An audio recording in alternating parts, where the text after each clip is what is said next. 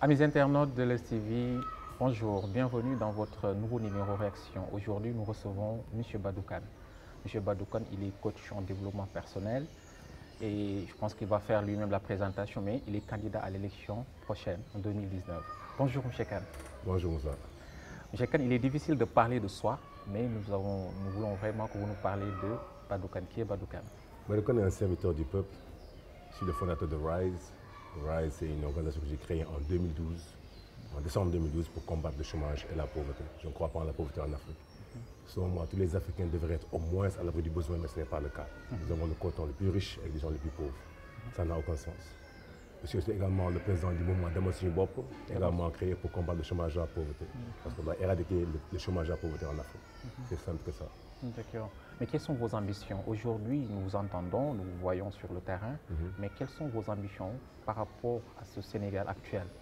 Mes ambitions n'ont jamais changé. C'est de changer autant de vies que possible, encore une fois.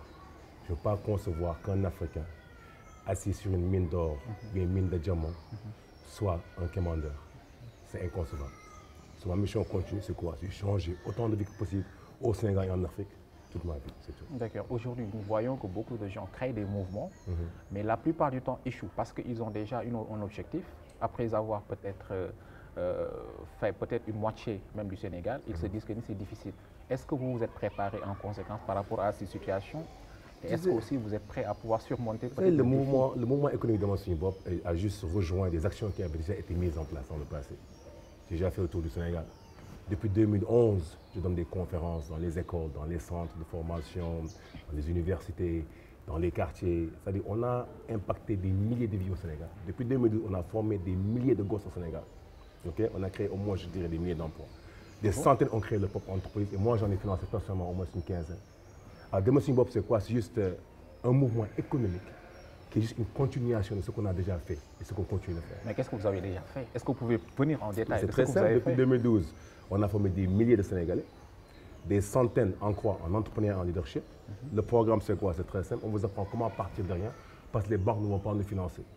Un Africain qui est en Afrique doit savoir comment démarrer à partir de zéro. Alors, la première phase, on t'apprend d'abord ce qu'on appelle, tu es un entry level. On t'apprend comment vendre, quelle est la matière la plus importante. Tu vends, tout le monde vend, le médecin vend, le pharmacien vend, même le bon Dieu vend, le paradis ou l'enfer. La matière la plus importante qui n'existe pas dans les écoles. Okay? Pourquoi on a reformé notre éducation. Deuxièmement, on vous apprend maintenant comment recruter, comment bâtir la deuxième phase.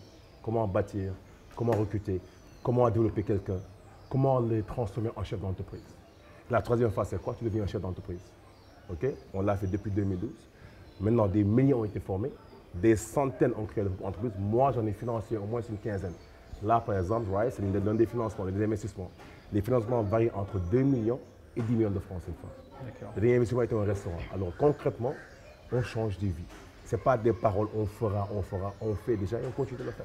Mais pourquoi vous n'êtes pas connu des Sénégalais? Parce qu'aujourd'hui, je vois personnellement, je peux dire que... Parce que je n'ai jamais communiqué. Ah, mais pourquoi? Pour gérer le Sénégal, il faudra peut-être se vendre, montrer le concret. Mais aujourd'hui, si vous dites que vous avez fait toutes ces réalisations, alors que ça reste d'être palpable, mais ça pose problème. Non, c'est palpable, c'est pas visible, mais c'est palpable. Parce que c'est là, vous êtes assis là dans une réalisation. Maintenant, la communication, on n'est pas en retard, d'accord, mais sur le terrain, on n'est pas en retard. J'ai fait toutes les régions du Sénégal. Toutes les régions du Sénégal. Okay? Il n'y a pas un parti politique qui existe, qu'il n'y ait pas un jeune dans ce parti qui a été formé par Badou Kane. Commençons au palais jusqu'au dernier parti politique au Sénégal. Pourquoi? Parce qu'on a sacrifié notre temps à changer ces villes-là, à apprendre à ces gosses-là comment se débrouiller tout seul sans l'aide du gouvernement. D'accord. Aujourd'hui, je vais peut-être rebondir sur ça. Je pense que beaucoup de gens ont échoué. Peut-être ils ont eu des réalisations, ils ont eu à former, ils ont eu peut-être à créer. Mais au final, ils baissent les bras. Vous, est-ce que vous avez une mission à remplir, quelle que soit la situation, ou bien est-ce que c'est juste 2019 qui vous intéresse? Si ça passe, vous arrêtez? Au départ, ce n'était pas 2019. Que je devienne président ou pas, je continue sur ma voie. C'est quoi ma voie? C'est ma mission. C'est une mission que j'ai apprise chez ma mère. Okay? Et notre mission ne peut pas échouer. Pourquoi? Parce que notre mission a déjà réussi. Aujourd'hui, vous demandez à un gars qui a été formé par Badou Kane, mais ils sont là. Ils travaillent au palais, ils travaillent dans les ministères, ils sont dans les centres médicaux, ils sont dans l'armée, dans la gendarmerie, ils sont partout. Mais est-ce qu'ils n'ont pas d'autres engagements que de suivre Badou Kane? Si vous dites ça, est-ce qu'ils n'ont pas d'autres engagements que de suivre Badou Kane? Attention. Ma formation est inconditionnelle. Demossi Bop n'appartient pas à Badou Kane. Demain, si est ouvert à tout le monde. Tu viens de Bokk Gis Gis, tu viens de l'APR, tu veux que je te forme, je te forme. Je suis là pour servir l'Africain, pas le candidat qui veut supporter Badou. L'électeur qui veut supporter Badou. Ça n'a rien à voir. Mais formation, aujourd'hui, par exemple, si, je ne sais pas moi, un gars de l'opposition m'appelait pour que je forme ces gars, je le fais ravi. Pourquoi? Parce que l'essentiel, c'est quoi? C'est que ces vies-là changent. La preuve, pourquoi j'ai déclaré mon programme très tôt? Mais parce que je veux que les gens copient ce programme-là, pour que l'essentiel qu'ils utilisent ce programme-là pour changer des vies. Ce n'est pas une question de gagner ou de perdre. Moi, je gagne dès que je vois un gosse que j'ai formé qui peut se nourrir au moins 3 fois par jour et nourrir sa famille et qui peut aller se soigner quand il tombe malade. J'ai réussi. La candidature, c'est juste un bonus, c'est rien d'autre. D'accord. Par rapport au code électoral, aujourd'hui, nous avons vu qu'il y a beaucoup de changements, même beaucoup de problèmes par rapport au code électoral. Nous avons vu aussi le problème des signatures, c'est-à-dire que le parrainage. Où est-ce que vous en êtes? Ce sont des mouvements stratégiques. Okay, des positionnements stratégiques par le gouvernement. C'est quand on a peur, on doit créer des choses pour créer des obstacles. Ce n'est pas grave. Quel que soit l'obstacle, on est prêt. Parrainage, signature, n'est-ce pas? Ils peuvent inventer ce qu'ils veulent. On est jeune, je n'ai que 41 ans, j'ai le futur devant moi, je ne suis pas pressé. Tôt ou tard, ce régime-là va changer. Et il y aura une nouvelle classe. Des jeunes leaders qui sont prêts à changer ce pays-là et l'Afrique. Donc vous êtes candidat, mais vous n'êtes pas sûr de gagner si vous dites que c'est sûr que ce régime... gagner. Ah, mais si vous dites que ce régime va partir... Mais il va partir tôt ou tard. La suite de gagner, c'est qui? Ça appartient au Boigny, ça appartient pas à Badou Kane. Tu contrôleras tes efforts, mais pas tes résultats. Aucun être humain ne peut contrôler ce résultat. Tu peux espérer de gagner. De faire quoi, tu vas gagner. Mais le résultat appartient au Seigneur. Mais qu'est-ce qui montre qu'aujourd'hui vos tendances sont à la hauteur? À la hauteur. Oui, il n'y a aucun candidat au Sénégal qui peut se prononcer sur ce que je me prononce. C'est-à-dire quoi? Aucun candidat au Sénégal, commençant par le président Macky Sall, pour venir à la télé dire que j'ai changé autant de vies. Aucun candidat. Je suis le seul qui ait changé des vies au Sénégal. Le seul. Concrètement, palpable et visible. D'accord. Par rapport à la situation de l'opposition, qu'est-ce que vous en dites? Parce que moi, ce que j'ai remarqué, on dirait que nous n'avons pas une opposition qui pèse lourd par rapport au programme, par rapport au bilan, mais nous avons plutôt une opposition qui critique et qui ne fait absolument rien. Qu'est-ce que vous en dites par rapport aussi à cette Parce situation? que le président est un mauvais président, mais un excellent politicien. Il a liquidé l'opposition. Il a très bien fait. Ah, mais vous l'avez accepté? Attends, non. Moi, ma mission, ce n'est pas de critiquer le président ou d'attaquer le président. Ouais. Ma mission a toujours été quoi? D'apporter des solutions. Ce que je viens de dire, ce n'est pas ce qu'on fait. Nous, on apporte des solutions. Aujourd'hui, ils ont inventé leur terre, l'entrepreneuriat rapide. Il n'y a pas une chose appelée l'entrepreneuriat rapide. Ça n'existe pas. C'est un fonds politique. Nous, ce qu'on fait, c'est quoi? Mais ça finance? Ça finance, mais bien sûr, mais c'est un fonds politique. C'est un fonds financier politique. Mais l'emploi rapide, ça se désigne. Le fait que quelqu'un qui se dise que je veux créer une entreprise, je veux tout ce qui est rapide d'emploi est temporaire. Je suis dans l'entrepreneuriat. Si des grands hommes qui sont partis de rien, après avoir gagné des milliards, sont allés en faillite, n'ont pas d'entrepreneuriat rapide d'un jeune qui n'a aucune expérience, qui n'a peut-être même pas fait l'école, et qui a fait l'école mais qui n'a jamais appris comment entreprendre. Donc ça veut dire qu'ils ont violé les étapes avant de mettre peut-être ce projet en œuvre? Non, ce n'est pas un projet, c'est un fonds politique. Okay? Ils vont en campagne, c'est une campagne présidentielle.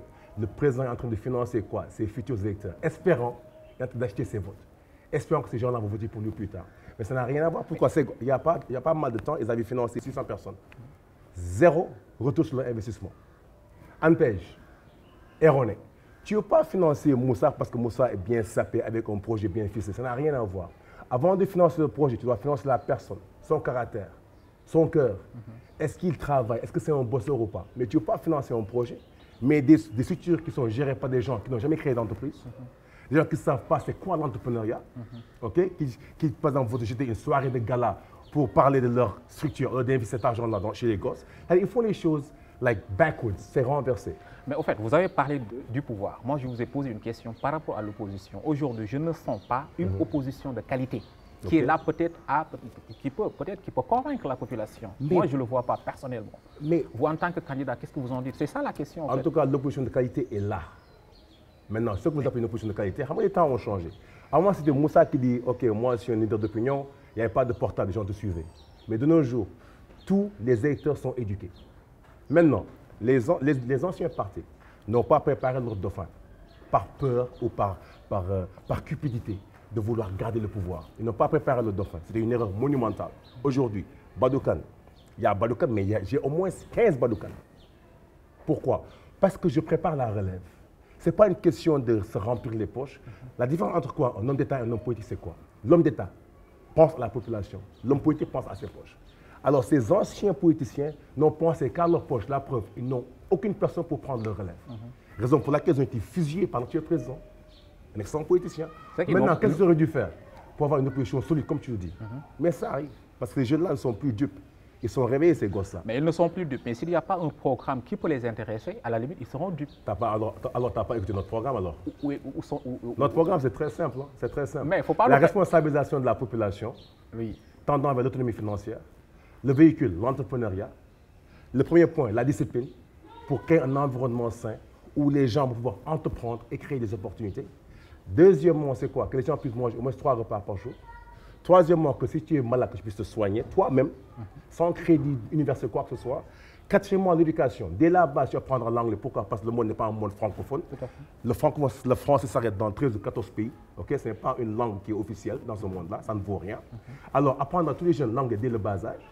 Dès la classe de 6e, tu apprendras l'entrepreneuriat comme le font les Kenyans, les Rwandais qui sont dépassés par des années-lumière. Après, il y aura quoi? En classe de 3e, dès que tu es à la 3e, on va faire sauter le bac. Alors que Guirassy dit, je l'ai dit. Ok? Ça nous a copié. On va faire sauter le bac et faire sauter le BFM. Dès la classe de seconde, tu vas choisir ce que tu veux apprendre. Pourquoi? Tu auras 2 options, l'entrepreneuriat et ta carrière. Si je veux dire médecin, les professeurs de la faculté de médecine vont déterminer quels seront les critères requis pour que tu deviennes quoi un médecin. Par exemple, une moyenne de 15 ou bien, par exemple, un concours à passer. Mais on va libéraliser ce marché. Il n'y aura plus de certificat ou de BFM ou de bac. C'est quoi un certificat? Donc vous parlez d'un changement de système. Mais non, on va améliorer le système. Non, mais ça c'est un changement. Parce que si améliorer, je pense que ça ne sera pas facile comme vous le pensez. C'est ça aussi facile. Pourquoi? Parce que c'est un défi à relever. Nos présidents ont peur du défi. C'est pour il y a toujours ce qu'on appelle en anglais des bottlenecks, c'est-à-dire ces gouttes où ils sont en train d'étrangler ces gosses à travers le certificat. Comment peux-tu comprendre un gosse qui a 15 de moyenne et qui échoue au bac et qui perd son moral? Ça n'a pas de sens. Toute l'année, tu as 15 de moyenne. De toute l'année, tu as fait tes preuves. Un seul examen, tu as quoi? On te dit que tu as échoué. Basé sur quoi? Le président dit OK, on peut seulement placer 500 gosses, alors on ne peut pas avoir 1000 candidats au bac. Il nous faut 500 gosses qui ont réussi. Mais c'est erroné. C'est parce qu'ils ont peur d'apporter des solutions, ils n'ont pas les solutions. D'accord, je vais rebondir sur ça. Déjà, quand vous parlez du système, je fais allusion peut-être à l'existence des Français dans ce pays. C'est un système français. Voilà. Donc, qu'est-ce que vous en dites? Ça ne marche pas, ça n'a jamais marché, ça ne marche pas, ça ne marchera jamais. Voilà, actuellement, nous sommes coiffés par la France. Une colonie française. Voilà, nous sommes des colonies françaises. Aujourd'hui, est-ce que vous êtes pour changer complètement le système, jusqu'à même sortir les Français, comme ce que pensait Watt, ou bien vous continuez à suivre le système le jour où Badoukane devient président, le jour où Badoukane devient président, le Sénégal sera ouvert à toutes les personnes qui auront des formules gagnant-gagnant. Cette formule gagnant-perdant, c'est démoli. Le Rwanda les a foutus dehors. A foutu qui dehors? La France. Ok, d'accord. Regarde le Rwanda aujourd'hui. Okay? Tous les pays anglophones dominent les pays francophones. Pourquoi? Parce qu'on refuse. Tu vas en Angola, par exemple. Que tu sois américain, chinois, français, brésilien, ils te font un visa pour rentrer. Arrivé à l'immigration, l'agent de l'immigration peut te regarder et te dire « tu ne me plais pas, bien que tu aies ton visa, rentre chez toi ». Pourquoi? Quand le Portugal a fait arrêter 2 Angolais parce qu'ils n'avaient pas, par exemple, de pièces d'identité, ils avaient des permis qui étaient expirés, ils les ont foutus en prison. Qu'est-ce que le président angolais a fait de Santos du temps? Il a affrété 2 Boeing, il les a remplis de Portugais et il les a foutus dehors. Pourquoi? Parce que c'est comme Trump fait avec l'Amérique. Trump est là pour les Américains. On doit avoir un président sénégalais qui est là pour les Sénégalais d'abord. C'est-à-dire, on ne va pas dire que les Français ne peuvent pas travailler au Sénégal, ne peuvent pas habiter au Sénégal. Non, c'est ouvert à tout le monde. Mais que les formules soient des formules justes. Mais là, les formules sont injustes. Aujourd'hui, le Sénégal, on parle d'une croissance de 7,1%. Ce n'est pas vrai. Le Sénégal avance, mais les Sénégalais reculent. L'Afrique avance, mais les Africains reculent. Pourquoi? Parce que tout simplement, tout ce qu'on parle de croissance, cette croissance appartient à qui? Aux compagnies étrangères, mais pas au Sénégal lambda. Est-ce que ta poche a grandi de 7,1% dont tu parles? Non. Alors, pourquoi est-ce qu'on devait connaître ce système-là qui ne marche pas? Ça n'a jamais marché, ça ne marche pas et ça ne marchera jamais. Donc vous êtes prêt pour changer donc ce système? Mais absolument. D'accord. Donc je vais revenir sur une question quand même qui est un peu sensible. Vous parlez tout de suite que vous avez parlé tout à l'heure que vous financez pas mal de jeunes, vous avez formé des jeunes. Mais d'où vient ces financements, M. Badoukane? Mais parce que je suis entrepreneur, je travaille, j'ai galéré aux États-Unis pendant 20 ans, je me suis autofinancé, je suis parti de rien, je fais du porte-à-porte aux États-Unis. Éventuellement, je reprends les plus grosses compagnies aux États-Unis, comme Verizon, AT&T. C'était des clients, ce ne sont pas des petites boîtes, ce sont des compagnies, les Fortune 500. J'étais très bien payé, j'ai bien investi. Je suis bien assis financièrement. Pourquoi? Parce que je voulais un jour retourner en Afrique et changer les vies. Et créer une classe moyenne beaucoup plus solide. D'accord. Votre dernier mot, M. Badou Kane, par rapport à la situation du Sénégal, quel appel lancez-vous peut-être à la population, à l'opposition comme le Là, pouvoir? je vais parler à la population plutôt. La population, c'est très simple. Hein. N'attendez personne, n'attendez qui que ce soit. Débrouillez-vous tout seul. Les présidents viennent et partent. Que ce soit Badou Kane, Macky Sall ou un autre, ils vont venir, ils vont partir. Ce n'est pas parce qu'un régime a changé que ta vie devrait changer. Apprends à te débrouiller tout seul. Damalal sa bopp, fais-le toi-même. Apprends comment partir de rien. Apprends à survivre, éventuellement apprends à vivre. Je ne sais pas comment le faire, viens nous voir, on va vous l'apprendre, Inch'Allah. Maintenant, ne comptez sur qui que ce soit, que votre personne est le bon Dieu, bien sûr. D'accord. Donc voilà, j'ai une question peut-être par rapport aux langues. Vous l'avez parlé tout à l'heure, donc le système de la langue, le système de la langue déjà. Est-ce que vous êtes prêt peut-être à changer le système de la langue française ou bien vous apportez encore une autre touche? Peut-être juste bilingue, c'est tout. Cas. Parlez les deux. Aujourd'hui, par exemple, quand je voyage dans les pays anglophones et que je parle français, j'ai un avantage. Ils sont impressionnés par le fait qu'on parle plusieurs langues. Non, on va juste ajouter une autre langue. Une autre langue. C'est simple. D'accord. Et ça, est-ce que vous êtes préparé? Parce que déjà, je pense que changer un système est facile de dire que je vais changer un système, mais nous savons que depuis Mathusalem, nous avons un système qui pose problème et que nous avons un problème pour le changer. Donc si vous dites que vous voulez changer le système alors que vous n'avez pas les mécanismes qu'il faut aussi, ça pose problème. Les populations et moi, à changer ce système-là. On a les mécanismes pour le faire. Mais comment, M. Kane? Il faudrait parler du comment. Ou bien vous ne voulez pas nous donner les secrets? Je ne vais pas parler du comment là. Là, je ne vais pas le faire. Je ne vais pas parler du comment là. Mais je vous dis qu'en tout cas, le système changera. Si le Rwanda l'a fait après une guerre meurtrière, où ils ont perdu plus de 2 millions d'habitants, a changé leur pays, a mis en place un nouveau système en partant de rien. Le Sénégal ne part pas de rien. On peut le faire. On peut faire mieux que le Rwanda. Mais quand vous dites qu'ils ont fait une guerre pour changer, est-ce que le Sénégal est prêt pour entamer? Je n'ai pas dit qu'ils ont fait une guerre pour changer. Ils ont traversé une guerre meurtrière. Ok, d'accord. Non, donc ça veut dire que pour changer un système, il faudrait qu'on se donne des coups. Ce n'est pas ce que j'ai dit. Ah, ok, d'accord. Okay, encore une fois, ça c'est l'astuce journaliste. Écoute-moi très bien. Ne changez pas mes paroles. J'ai dit que malgré que le Rwanda ait traversé une guerre meurtrière, aujourd'hui, ils sont une puissance économique en Afrique. Le Sénégal a un pas en avant. On n'a pas subi de guerre meurtrière. Alors, on va démarrer, pas de rien, mais de quelque chose. Alors, si le Rwanda l'a fait malgré la guerre, on peut le faire et même faire plus. D'accord. Que pensez-vous de notre diplomatie pour fermer peut-être cette discussion? Notre diplomatie? Oui. Pour venir de qui? De ce régime-là? Non, mais bien sûr, la diplomatie sénégalaise. Je ne parle pas de diplomatie de Macky Sall ou bien de Badou Kane. La diplomatie de manière générale. Attention, quand tu prends les gens qui ont fait l'ENA et qui sont non diplomates, notre diplomatie est excellente. Ok, d'accord. On a des Sénégalais extrêmement brillants. Mais le régime peut ne pas savoir comment recruter les gens qu'il faut là où il faut, mais les gens sont là. Les Sénégalais sont extrêmement brillants dans tous les domaines, que ce soit la diplomatie, la médecine. On a les meilleurs, pour moi, selon moi, on a les meilleurs médecins dans ce monde. Pourquoi? Parce qu'ils font des miracles avec ces plateaux qui sont minables. D'accord, et le peu qu'ils ont. Merci, M. Kane. Amis internautes de Leuz TV, c'était votre émission Réaction. Nous remercions l'équipe technique et nous vous donnons rendez-vous prochainement avec un autre numéro. Merci.